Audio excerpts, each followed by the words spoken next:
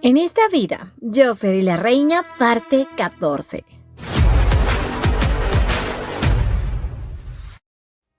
Rafael desde muy joven fue considerado prodigio porque sabía leer muy bien el latino. Era un chico con innumerables destrezas, aunque su cuerpo era débil y enfermizo, lo que para muchos era un defecto. Es por eso que él odiaba a una persona, a su hermano mayor Feliciano, quien era el heredero de su familia, por ser según el más talentoso. Rafael se sentía furioso porque sentía que él era mucho mejor que Feliciano, y un día Rafael había estado muy enfadado, se sentía enfermo, por lo que su hermano lo fue a visitar antes de la clase de esgrima, y a son de burla le dijo que ya que él está enfermo, irá solo a la clase, y Rafael lo tomó como una burla, haciendo que los celos de su interior hirvieran como lava. Él estaba tan furioso y su hermano se disculpaba diciéndole que solo quería hacerlo sentir mejor, pero Rafael tenía tanto odio que tomando una aguja lo clavó en el ojo de su hermano. Los sirvientes al ver esto rápidamente llamaron a un médico, pero Feliciano no le echó la culpa a su hermano, simplemente le dijo que habían estado jugando y se hizo daño. Rafael no entendía el por qué su hermano no le contó la verdad, que fue él quien lo había lastimado, y desde ese momento Rafael se sintió culpable, pues su hermano perdió la vista para siempre. Después de ese suceso tan aterrador, fue que Rafael cedió ante su hermano, y ahora lo adoraba, porque él nunca lo acusó, siempre lo recibía con una sonrisa, y fue ahí donde Rafael se dio cuenta de que su hermano era una persona digna de liderar a la nación y a su familia. Poseía cualidades de un líder y por eso es que Rafael se había decidido en convertirse en sacerdote para no interponerse en el camino de su hermano, para que él heredara el título de jefe sin problemas. Rafael hoy le contaba a Ariadne que por más que él se haya vuelto devoto a su hermano y se haya disculpado de mil maneras, su pecado nunca desapareció, porque siempre había la prueba de lo que le hizo a su hermano, pues él perdió el ojo y a los 20 años,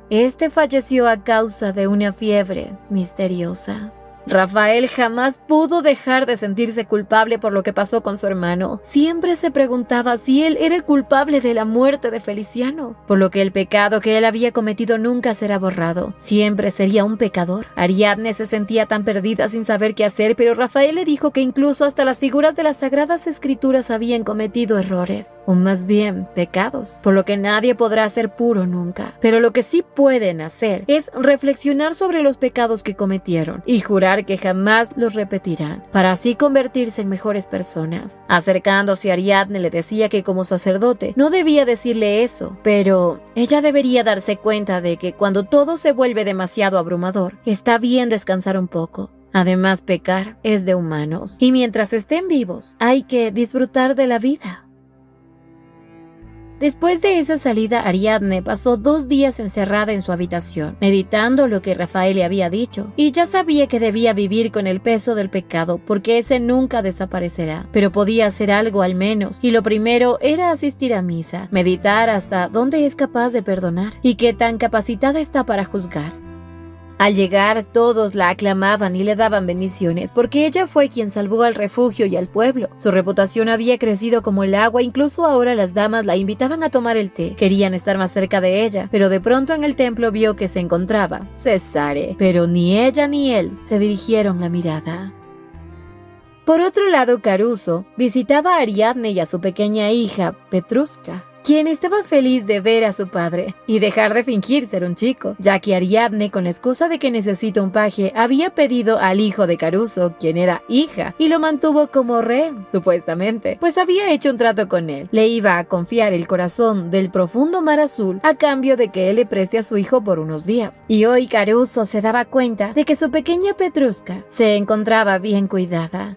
A los pocos instantes, Ariadna parecía preguntándole el motivo de su visita, y él le comentó que la princesa Augusta ha fallecido a causa de la peste negra, y que el rey Felipe, ahora que ha perdido a su hermana, y todos lo habían abandonado, está completamente loco, y que incluso caminaba como una bestia en reclusión, pero que gracias a todo eso las provocaciones en la frontera habían cesado. Ariadne sabía que al igual que en el pasado, ahora la muerte de la princesa se debía a la misma enfermedad, pero aparte Caruso también quería informarle diciéndole que había gente que deseaba conocerla. Eran los embajadores de la República de Oporto y el Ducado de Acereto, y ambos grupos desean comprar grandes cantidades de trigo, y como las noticias habían corrido rápido entre los mercaderes, se había pensado de que ella tiene una gran cantidad almacenada. Ariadne sabía que no era tan mala idea vender su trigo al extranjero, ya que tendría más ganancias, pero de pronto Sancha entraba a la oficina para informarle a Ariadne que había llegado alguien del Palacio Real con la petición del rey, en la cual necesita verla de inmediato. Caruso ya sospechaba del porqué de la urgencia del rey, y Ariadne le pidió que por favor revise los términos del contrato propuestos por los países extranjeros y le informe lo más rápido posible. Ella sabía que hoy es el momento de proteger el trigo que había llegado.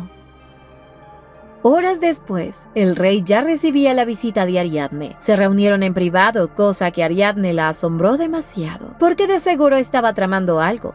La elogiaba diciéndole que escuchaba el nombre de ella cantar por las calles y que la gente la llama la salvadora de Etruscán. Pero Ariadne le decía que es un título poco merecido para ella, pero el rey le aclaró que el acto de alimentar a los pobres era de admirar. Pero sin más rodeos sacó a relucir el tema principal. El motivo por el cual le había enviado a buscar es porque le había prometido al cardenal un título nobiliario. Ariadne estaba sorprendida porque se supone que a los clérigos no se les permite tener títulos, y el rey le aclaraba que es así, pero como él le había hecho un favor, es hora de que él también cumpla con su palabra y le otorgue el título a uno de sus hijos. Ariadne sabía perfectamente que su padre aceptó ese título a cambio del apoyo al rey para que Cesare suba a la sucesión y se convierta en duque de Pisciano. Obviamente el rey sabía que el cardenal hubiera querido dar el título a su hijo mayor, y esto hacía recordar a Ariadne lo horrible que sería que Hipólito se convierta en el líder de la familia, porque entonces podría descubrir que ella tiene un defecto y hacerla casar con quien le dé la gana, que incluso podría terminar casada con un viejo noble de 60 años. El rey le decía que aunque lo más apropiado es darle ese título al hermano mayor, pensaba que en términos de méritos y logros, la mejor merecedora de ese título es ella. Pero para este rey, ella aún tenía pocos triunfos, pero podría aumentarlos si hacía algo por él.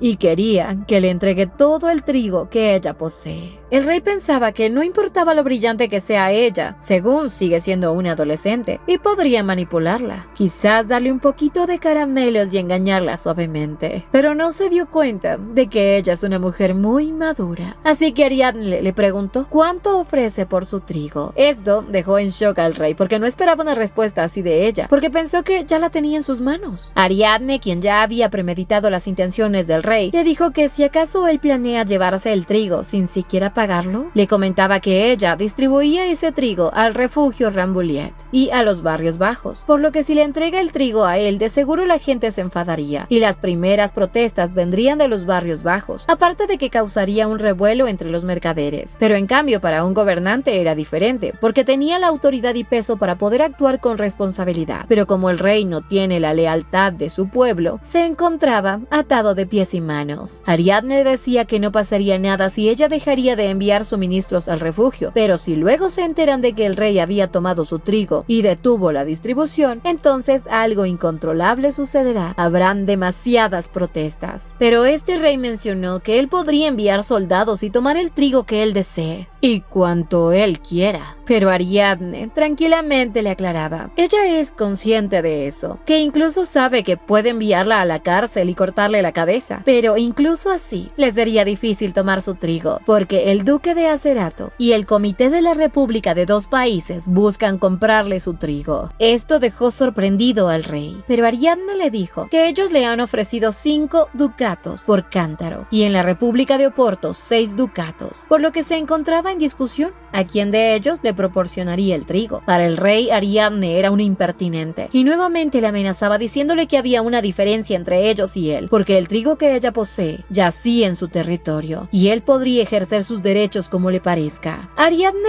le daba la razón, pero le informaba que el trigo ya se había comprado en el extranjero. El rey molesto le decía si acaso ya lo ha vendido. Ariadne le contó que su agente firmaría el contrato en su nombre y vendería el trigo a los extranjeros, pero como ella es alguien de negocio, solo busca lo mejor. Así que le hacía una oferta al rey de venderle a 4 ducatos por cada cántaro. Obviamente, si es que sale sale pronto de ahí. Así podría detener a su gente de firmar el contrato. Caso contrario, si ella no sale, no habrá trigo para el reino. Al rey no le quedó otro remedio más que aceptar las condiciones de Ariadne, e incluso envió a llamar a un abogado para preparar el contrato. Ariadne se sentía feliz. Le daba las gracias al rey por la grandiosa amabilidad de su majestad.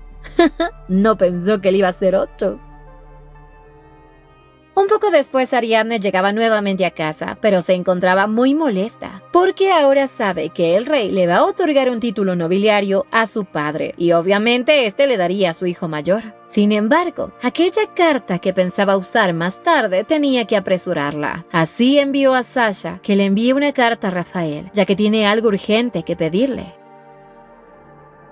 Mientras tanto, el rey había enviado a llamar al cardenal para contarle lo que su hija había hecho y sobre el trigo que ella posee. El rey quería que sea el cardenal quien hable con su hija para que lo ayude, pero el cardenal le dijo que eso es propiedad privada de ella. Y el cardenal sabía que como aún no se celebra el cónclave, el rey no se olvidará del favor que le había hecho. Así que le decía al rey que ya que eso no es propiedad de la familia, no tiene autoridad ante su hija. Para el rey esto era inaudito, porque eso significa que el cardenal no tiene control sobre su propia familia. El cardenal pensaba, ¿cuánta riqueza puede poseer Ariadne como para que el rey esté tan desesperado y ansioso por acercarse a ella? Se preguntaba si realmente los rumores sobre ellas eran ciertos, y le decía al rey que ellos no son nobles sino plebeyos, y que como una casa de un plebeyo, a menudo son las mujeres las que adoran el poder. Pero así el cardenal le recordaba la promesa que le hizo cuando él lo ayudó, ya que ahora la necesitaba para poder sacarle provecho a la fortuna de Ariadne bajo su apellido. El rey, haciéndose loco, le decía que no había mucha prisa. Deben considerar las circunstancias en las que estaban ahora, mientras que el cardenal lo único que quería era quitarle la riqueza a Ariadne, para así quizás poder comprar un condominio apropiado. Este cardenal quería aprovechar cualquier oportunidad que se le presentara, porque lo que había hecho era sacrificando incluso su reputación.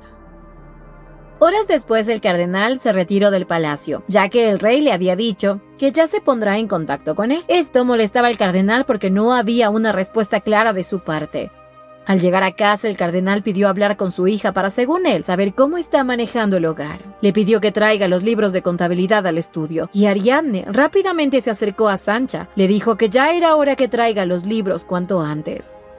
Minutos después, en el estudio, el cardenal revisaba todos los libros de contabilidad, y al verla tan segura supo que no había nada de qué avergonzarse, porque todo estaba marchando normalmente. Así que decidió enfrentarla. Le dijo que corría el rumor de que ella posee una enorme cantidad de grano, y que aunque pensaba que esos rumores eran exagerados, ahora se daba cuenta de que no, porque incluso el rey lo había sacado a relucir. Le preguntaba a su hija cuánta es la cantidad que exactamente tiene, pero Ariana le dijo que simplemente tenía la cantidad suficiente para mantener el refugio y que pensaba gastar hasta lo último en ese lugar. Al cardenal esto no le parecía justo y le sacaba en cara de cómo ella llegó a esta casa. Le recordaba que ella no tenía fondos, solo lo único que tenía eran las propiedades personales que fueron donación de la difunta reina y los ducatos de oro que le dieron. Por eso quería saber de dónde llegaba tanta riqueza, y que si lo que ella ha ganado viene de parte de la familia. Ariadne le dejó en claro que ella no tomó ningún centavo de la familia, sino que empeñó el collar del corazón del profundo mar azul, y con ese dinero empezó a comprar trigo por todo el país desde la primavera pasada. El cardenal, molesto, le decía si acaso había perdido la cabeza. ¿Cómo esperaba ocultarle eso al rey? Pero Ariadne le dijo que no había de qué preocuparse, porque ella, en cuanto tuvo los medios para poder recuperarlo, lo tuvo de nuevo en sus manos, y que pocas personas sabían lo que había hecho. Les recordaba que no es que ella no quisiera utilizar el dinero de la familia, sino que él la había rechazado. Por eso fue que tanto las ganancias y el dinero eran estrictamente de su propiedad. El cardenal, furioso, le decía que es ilógico que ella, como mujer, haya ganado tanto por su cuenta. Además, sin el nombre de su familia protegiéndola, ella no podría obtener nada, ya que todos sus gastos recaen sobre la familia. Ariadne le dijo que si acaso, entonces ella debe casarse para dejar la casa, pero para el cardenal ese matrimonio no iba a estar permitido porque no tenía el consentimiento de la familia, aunque Ariadne sabía que podía conseguirlo de otra manera, a través de una orden de parte del rey, y una vez que se case y tenga hijos, perderá todos los derechos sobre su propiedad. El cardenal tomó esto como una amenaza y Ariadne simplemente le hizo una pregunta. ¿Acaso él piensa en ella como su hija? Pero este le dijo que la había alimentado y criado como la hija de un noble, aunque en eso Ariadne sacó a relucir lo que el rey le dijo sobre el título que le había prometido, y que él nunca le mencionó nada a ella, por lo que sabía perfectamente que su padre le daría ese título a su hermano Hipólito. Este cardenal reía porque pensaba que Ariadne estaba montando toda esta actuación por ese título, y le decía que ella solo es una hija, nada más, y que apenas ella se case ya no formará parte de la familia, pero son los hijos los únicos que continúan con la línea de sangre, y es por eso que el único que podía ser líder de su familia es Hipólito. Ariadne sabía que su padre no cambiaría de opinión de dejar a Hipólito como líder de la familia, por lo que ella ahora le iba a demostrar qué clase de hijo tiene. Le comentó a su padre sobre la Universidad de Padua y le preguntaba si acaso él ha visto el diploma de su hermano. El cardenal le contestó que Hipólito le dijo que hubo un retraso y que por eso aún no le entregaba su título, pero Ariadne le mostraba el diploma que es de Rafael, quien había aprobado todo con las mejores calificaciones, siendo el mejor estudiante, no Hipólito.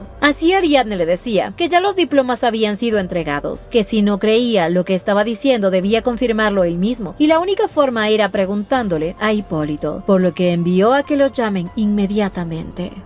El vago de Hipólito no entendía el por qué lo habían llamado tan repentinamente ante su padre, ya que no estaba de ánimos para verlo. Estaba con una resaca. Su aspecto era desastroso, pero así asistió a la oficina de su padre. Al entrar se sorprendió mucho al ver a Ariadne, pero su padre sin rodeos le preguntó sobre lo que le había dicho la última vez del diploma. Hipólito no entendía por qué su padre lo menciona ahora, y el cardenal le preguntaba si el diploma ya le había llegado. Hipólito nuevamente le mintió, diciéndole que aún no. Ante esto su padre le entregó lo que Ariadne le mostró, el diploma de Rafael. Hipólito estaba furioso porque su mentira se estaba cayendo a pedazos. Estaba molesto con Rafael por haberlo traicionado solo para impresionar a su hermana, pero como sabía que debía salir de esto rápidamente, nuevamente le mentía, diciéndole que como tuvo que regresar a casa antes de lo previsto, no había asistido a la ceremonia de graduación, por lo que era lógico que a los demás les hayan entregado su diploma. Pero el cardenal ya tenía sus dudas sobre lo que dijo su hijo, y le decía lo desilusionado que estaba de él, ya que siendo él así no podría ser un buen líder de la familia. Hipólito estaba furioso porque estaba a punto de ser descubierto, pero nuevamente su padre creyó en las mentiras de este embustero. Le dio una oportunidad de enviar un correo a la universidad y comprobar si ya su diploma estaba listo. Ariadne estaba furiosa, pero tenía más cartas bajo la manga, y en ese preciso momento iba a utilizar otra. Le dijo a su padre que había algo que debía contarle, y como sabía que él no le va a creer, tiene un invitado. Así llamaron a Rafael.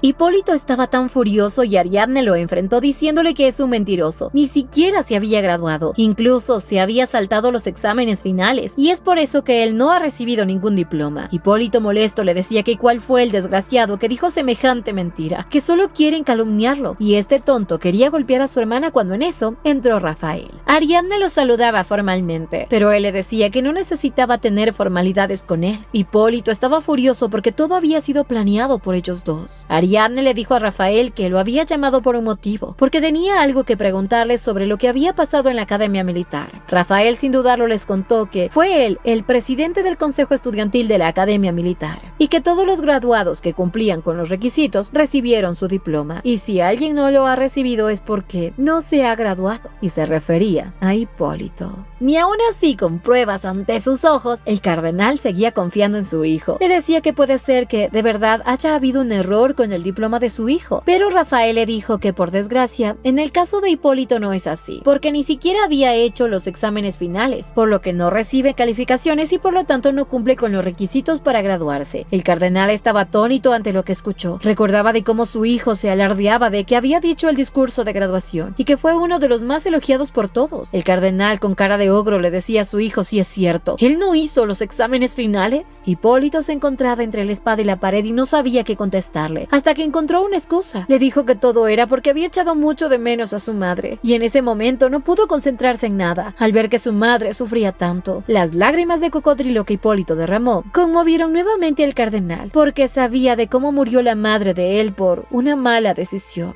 El cardenal tomaba las manos de su hijo y le decía que cualquiera puede cometer errores y que todo lo que él tenía que hacer es empezar de nuevo. Hipólito se sintió feliz porque nuevamente tenía a su padre a su favor, y Ariadne estaba molesta porque Hipólito manipulaba a su padre a su antojo, pero aún la guerra no estaba decidida. Para Ariadne, esto apenas comienza. Su padre la regañaba por estar haciéndole esto a Hipólito y le decía que ella debería apoyarlo como hermana que es y no destrozarse el uno al otro. Pero Ariadne, ya cansada de todo, le dijo que si él sabe cuál fue el causante de la muerte de su esposa, y así señaló a Hipólito como el culpable. Su padre no podía creer lo que estaba diciendo Ariadne, pero ella tenía un testigo, el cual le confirmaría lo que él tanto se niega a creer. Pero así aparecía ante él Caruso junto a un marinero que trabajaba en los muelles. El cardenal le preguntaba por qué los había traído ante él. Ariadne le comentó que su esposa creía que la hija pelirroja del director del centro de ayuda necesitaba morir. Pero el cardenal recordaba que su esposa, a quien quería matar, era a una de las sirvientas, pero se había equivocado de chica. Ariadne le confirmó que eso es verdad, pero le preguntaba a su padre si él sabía por qué inicialmente ella había tratado de matar a la sirvienta pelirroja. El cardenal recordaba que en muchas ocasiones su esposa golpeaba a las criadas hasta la muerte, pero eso es porque ella pensaba que las sirvientas estaban involucradas con él y trataba a toda costa de alejarlas. Pero en eso recordaba cómo la chica pelirroja solía abrazar mucho a su hijo. Ariadne le confirmó las dudas a su padre. Le dijo que esa criada se llamaba Maleta y llevaba en su vientre al hijo de su hermano Hipólito.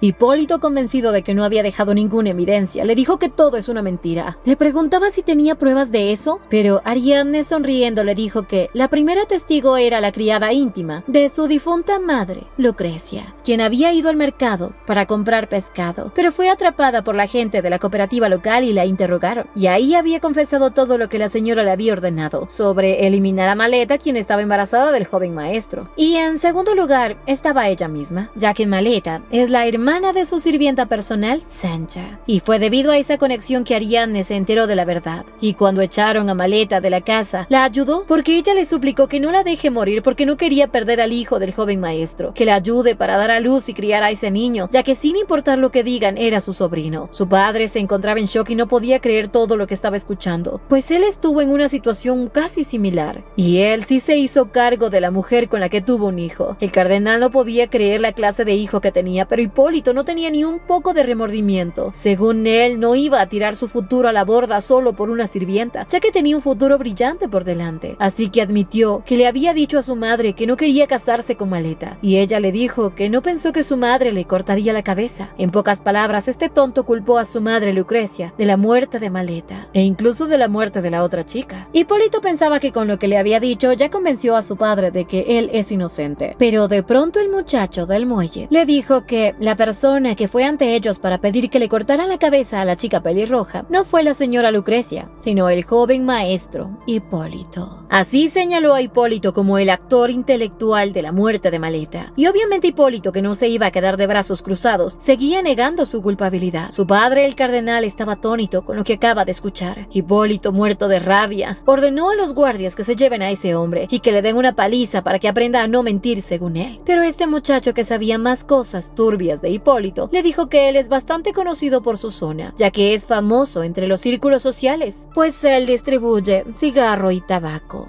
El cardenal cada vez se sorprendía más con lo que descubría de su hijo, y aquel muchacho les decía que aunque no era gran cosa, Hipólito era quien distribuía entre los estudiantes de intercambio del norte, ya que él es el único que tenía acceso, y cada vez las cosas se ponían más complicadas para Hipólito, pero bien merecido que se lo tiene. Ariadne, comportándose como toda una dama, le servía un vaso de agua a su padre, pero a su vez también le lanzaba indirectas culpándolo por no haber hecho nada cuando Hipólito culpó a su propia madre de asesinato. Le reclamaba porque él ni siquiera quiso saber el motivo por el cual realmente Lucrecia murió, sino que la mató sin piedad, sin ni siquiera que ella se entere de que había sido traicionada por su propia sangre, por su hijo. El cardenal estaba furioso porque en ese entonces él ni siquiera se había atrevido a preguntar a Lucrecia qué es lo que había pasado pasó realmente con la sirvienta. Y como Lucrecia era la persona quien más había amado al cardenal, esta vez se sentía terrible. Hipólito, que ya se veía con la soga en el cuello, trataba de que Ariadne se calle para que no eche más leña al fuego, pero ella ya inició, y ni modo que se quede callada. Así este tonto se acercaba a ella para tratar de golpearla, pero el cardenal, con voz de mando, los detuvo pidiéndoles que salgan de inmediato, porque no quiere verlos a ninguno de los dos. Todos se marcharon, incluso el malvado de Hipólito, pero Ariadne, antes de marcharse, miró a su padre con furia y le dijo que él siempre se había elogiado en decir que como jefe de la familia debía protegerla, pero ahora él se ha convertido en el padre de un hijo que asesinó a su propia madre. Esto sí fue un golpe bajo para el cardenal, porque en el fondo sabía que Ariadne tiene la razón. Tras salir de la oficina, Ariadne recompensó al muchacho por haber colaborado con la declaración. Le pagó una buena cantidad de dinero para que mantenga su boca cerrada y no comente nada de lo que había ocurrido en ese momento. Obviamente, este muchachito, por la cantidad de dinero que tenía, estaba feliz, y aunque prometió no decir nada, Ariadne no confiaba 100% en él, aunque para ella hubiese sido más fácil eliminarlo para poder silenciarlo. Pero ella tenía otros planes en mente, porque además sabía que los que estarán en problemas serán Hipólito y su padre, y la familia de Mari, por la cual ella ahora ya no sentía ni un poco de afecto. Ariadne pensaba en que hubiese sido bueno aprovechar la oportunidad para revelar que Hipólito no es hijo de su padre, pero quizás esa carta podría servirle más adelante, y ahora sabía que su padre está meditando qué es lo que mejor le conviene para la familia que dice tanto amar. Desde aquel incidente en la mansión de Mare, todo se sentía como si estuvieran caminando entre cuchillos y navajas. Nadie se hablaba entre sí y el cardenal se había encerrado en su habitación sin salir.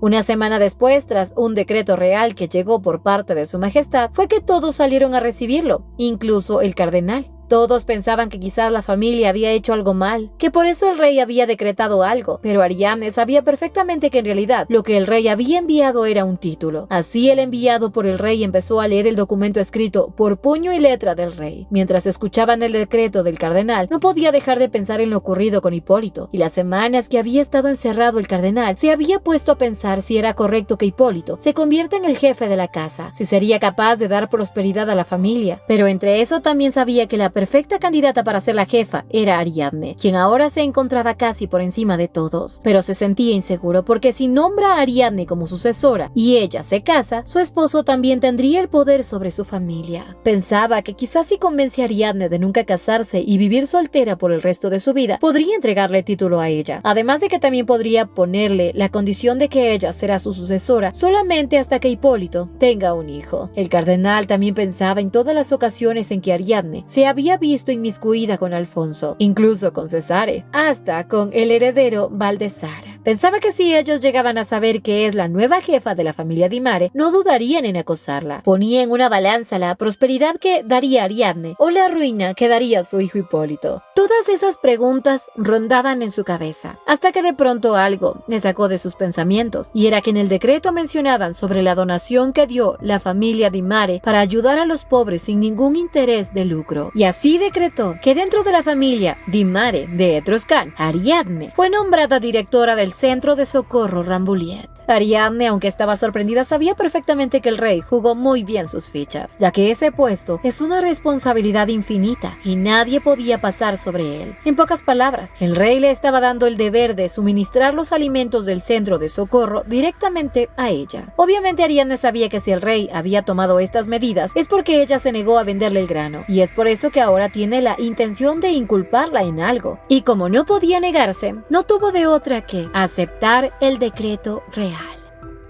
Esta historia continuará. No olviden suscribirse, activar la campanita de notificaciones, dejar su me gusta si les gustó y visitarnos en Veretunes para más historias como esta. ¡Hasta la próxima!